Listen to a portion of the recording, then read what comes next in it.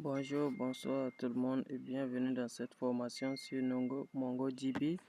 Aujourd'hui, on va essayer de voir la différence entre ces quelques termes en MongoDB pour débuter. Le premier terme, c'est database. Database, c'est quoi en MongoDB? C'est la base de données en réalité. Donc, pour montrer ça sur un exemple, je passe sur mon terminal. Je me connecte à mon seul MongoDB par Mongo SH comme ça. Je suis connecté à mon seul MongoDB. Maintenant, je vais faire, je vais vous montrer. Vous voyez, par défaut, je suis dans la base de données test que j'ai créée. Maintenant, pour lister la liste de toutes les bases de données présentes dans ma base de données, je mets show DBS et ça me liste la liste de toutes les bases de données disponibles dans mon instance où je suis. Donc ici, je peux switcher vers une autre base de données en faisant juste ok. Là, si je vais passer sur une autre base de données, parce que voici la liste des bases de données qui est là. Si je ne veux pas utiliser la base de données test et que je vais utiliser par exemple DB LP, je mets juste use DBLP comme ça et je passe sur cette base de données comme ça. Revenons sur. Donc, qu'est-ce que la base de données? La base de données, c'est ça, c'est ce que je viens de dire. C'est la database, c'est juste la base de données en fait. Maintenant, là où il y a un peu de nuance, c'est entre collection et document. Qu'est-ce qu'une collection? Une collection, c'est en fait comme une table SQL, parce que si on vient dans la base de données, il y a plusieurs tables. Si vous prenez par exemple l'exemple avec SQL, dans une base de données, il y a plusieurs tables. Vous pouvez avoir par exemple, si je vais sur par exemple Paint, je vous montre ça en dessin, vous allez voir. Par exemple, si je viens sur une base de données, par exemple comme ça, si je suppose que tout ça c'est la base de données DB. Maintenant, à l'intérieur de la base de données, j'aurai une table, par exemple, étudiant.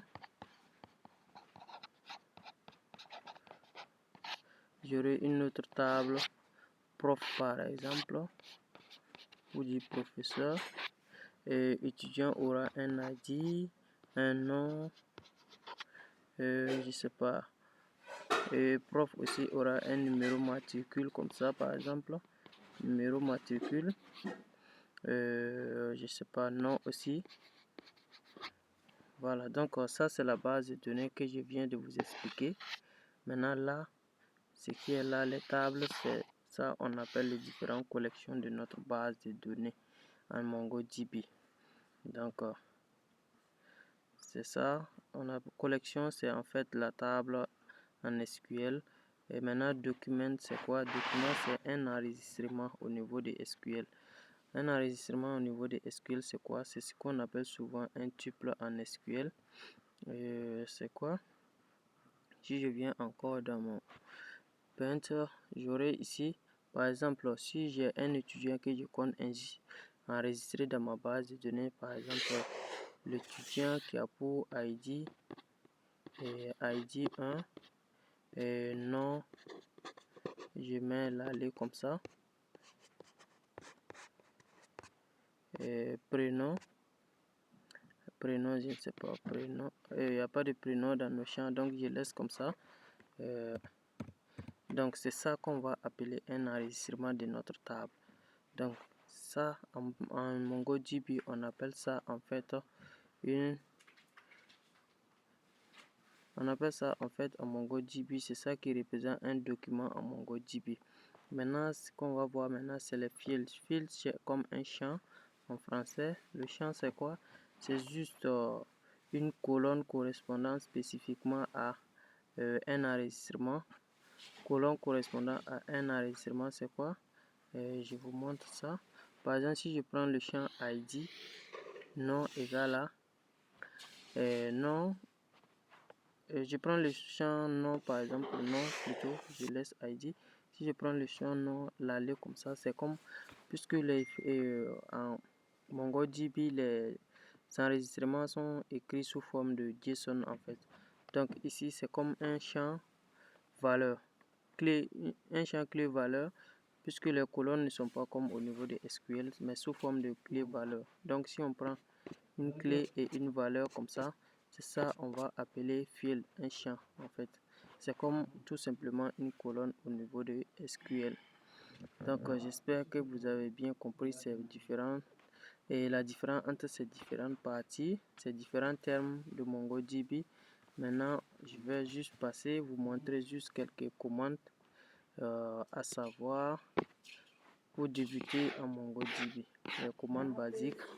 La première commande c'est quoi? Mongo SH pour se connecter au terminal, ce qu'on vient de faire là. Mongo SH pour se connecter aux commandes,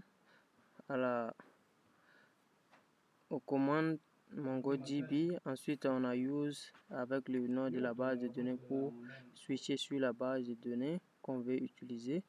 J'ai déjà utilisé ça également ici. Enfin, ensuite, on aura également DB pour voir le nom de la base de données courante qu'on est en train d'utiliser. Si je mets DB ici, je vois que ça me sort encore le nom qui est déjà ici. Donc ça me sort tout simplement le nom de la base de données courante que je suis en train d'utiliser. Ensuite on a CLS. CLS c'est quoi en fait? C'est pour juste effacer le terminal. CLS comme ça, pour juste effacer le terminal. Vous voyez que tout est parti et c'est resté comme ça. Ensuite on a show collection. Show collection nous affiche la liste des collections. Je vous ai expliqué tout de suite que collection c'est en fait des tables de notre base de données. Donc si je mets show collection comme ça va m'afficher la liste de toutes les tables présentes dans ma base de données. Si j'avais plusieurs tables, ça allait afficher. Vous voyez que ça affiche publish tout simplement, ça veut dire que je n'ai que cette table dans la base de données. Ensuite on a également db.drop drop database pour supprimer la base de données courante qu'on est en train d'utiliser. Et enfin on a exit. Exit permet tout simplement de quitter notre cell. Et quand on a fini, exit pour quitter le cell tout simplement. Et je crois qu'on va s'arrêter là pour les commandes basiques. Vous voyez que j'ai quitté mon cell et je suis revenu sur l'invite des commandes normales. Donc c'est un peu ça.